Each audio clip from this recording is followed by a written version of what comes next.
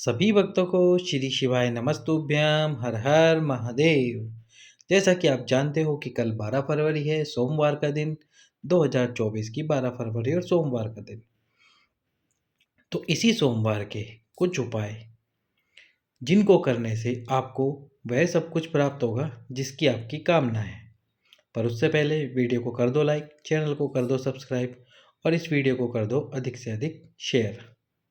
तो 12 फरवरी सोमवार के दिन का पहला उपाय, ये उपाय आपको करना है प्रदोष काल में। प्रदोष काल कौन सा होता है? अब तक आप सभी जान गए होंगे कि प्रदोष काल कौन सा होता है।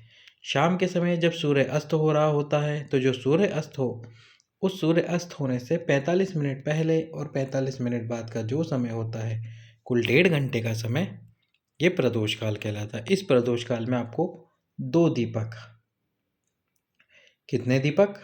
2 दीपक मिट्टी के 2 दीप डालना। क्या है उनमें? घी डालना है। बात कौन सी लगानी है आपको? बात लगानी है लंबी वाली। लंबी बात लगाकर 2 दीप प्रत्येक सोमवार को, यानी कि हर एक सोमवार को आपको दीपक प्रज्वलित करना है। अब ये दीपक कहाँ प्रज्वलित करना है? सबसे पहला दीप इस बेलपत्री के वृक्ष के नीचे, जो फोटो के अंदर बेलपत्र है उसके नीचे नहीं, जो आपके आसपास में बेलपत्र उस बेलपत्र के नीचे। ऐसा नहीं कि आप बोलो भैया ये फोटो वाला बेलपत्र तो है ही नहीं हमारे यहाँ, तो हम दीपक कैसे प्रज्वलित करेंगे? तो जो भी आसपास में बेलपत्री का वृक्ष हो, वृक्ष का मतलब क्या होता है? जब भी आप बेलपत्र के नीचे जाएं, उसकी छांव आपके ऊपर आए, वो होता है वृक्ष। कोई छोटा पौधा जिसकी हाइट आपसे कम हो, उसके नीचे आपको दीपक प्रज्वलित नहीं करना है। तो पहला दीप प्रज्वलित करना है आपके मन की अभिलाषा रखकर, आपके मन की कामना रखकर, आपके मन की बात रखकर, महादेव माता पार्वती का स्मरण करते हुए ये दीप आपको प्रज्वलित करना है। दूसरा जो दीप आप प्रज्वलित करोगे वो करोगे भगवान शंकर के मंदिर में। अब मंदिर में आप शिव जी के सम्मुख में भी ये दीप प्रज्वलित कर सकते हो, या फिर जो शिव जी के द्वार, यानी मंदिर का जो द्वार है, जो चौखट है, उस पर भी आप ये दीप प्रज्वलित कर सकते हो।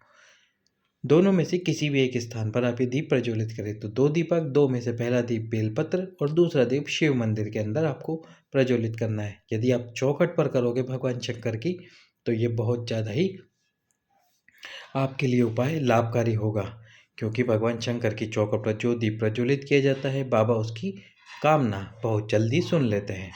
अगला उपाय, यदि मान लो कि आप घर से बाहर नहीं जा सकते, बोले भैया शाम को हम मंदिर नहीं जा सकते किसी कारणवश, तो आपको क्या करना है? फिर वही बेलपत्री के वृक्ष के नीचे, जिसके नीचे आप दीप प्रज्वलित कर रहे हो, उसमें आपको लगानी है 2 लंबी बाती।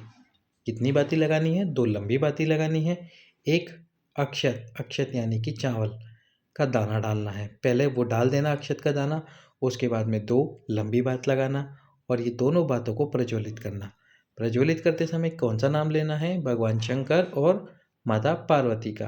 वैसे तो शिव और शक्ति का स्मरण किया जाता है, आप शिव शक्ति का नाम लें, पर यदि शिव शक्ति का नाम वहाँ पर ना आए तो शिव माता पार्वती का स्मरण करें।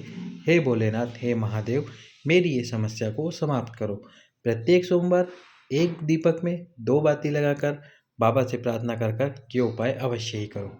मान लीजिए कि आप समस्याओं से घिरे हुए हो, एक समस्या पूर्ण होती है, दूसरी आ जाती है, दूसरी पूर्ण होती है, तीसरी आ जाती है, तीसरी पूर्ण हुई नहीं कि चौथी आ गई।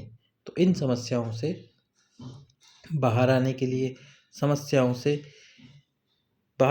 जितनी भी समस्या है, उन सभी समस्याओं को समाप्त करने के लिए प्रत्येक सोमवार क्या करना है आपको? प्रत्येक सोमवार एक कलश के अंदर जल भरना है, उसके अंदर डालना है लाल चंदन। लाल चंदन का जल प्रदोष काल में प्रत्येक सोमवार बेलपत्री के वृक्ष के नीचे डालना शुरू कीजिए। केवल 3 सोमवार 4 सोमवार आप ये उपाय करेंगे, आपके जीवन की समस्याएं धीरे धीरे समाप्त होना प्रारंभ हो जाएगी। अगला उपाय जो सोमवार का है, यदि आपको कोई रोग है, मान लीजिए थायराइड से संबंधित कोई रोग है, बीपी है, या फिर पीरियड पीसीओडी की समस्या चल रही है जीवन में, और आप चाहते हैं कि ये समस्या समाप्त हो। पीरियड पीसीओडी की वजह से ही आपको संतान भी प्राप्त नहीं हो पा रही, आपने कोशिश करी पर आपका ये जो रजस वाला धर्म है ये आ ही नहीं रहा। तो क्या करना है आपको? अब तक तो आप जानते ही हो, ये जो मोटी सी लाइन होती है ये कौन सा स्थान होता है? आप सभी जानते हैं, मैं आपको इसके बारे में नहीं बताऊंगा। कमेंट करके मुझे इस स्थान के बारे में आपको बताना है कि ये जो स्थान पंडित जी, गुरु जी, प्रदीप मिश्रा जी ने बताया है, ये कौन सा स्थान है। आप सभी जानते हैं, मुझे ज्ञात है कि आप सभी महादेव के भक्त ये बात जानते हैं। तो आप कमेंट में इस स्थान का नाम अवश्य बताएं कि ये कौन सा स्थान है जिसका मैंने आपको वर्णन किया है। तो फिर इस स्थान पर आपको 7 दुर्वा, अब आप बोलोगे भैया दुर्वा क्या होती है? दुर्वा, दूबा, जिसको हरी घास कहते हैं, जैसे कि आप ये स्क्रीन पर देख रहे हो, ये होती है दुर्वा, दूबा। ये लेनी है आपको 7 लेनी है। और 7 लेने के बाद में ये जो स्थान मैंने बताया है आपको शिव जी के शिवलिंग में, यहाँ पर आपको समर्पित कर देनी। कितनी दुर्वा? 7 दुर्वा।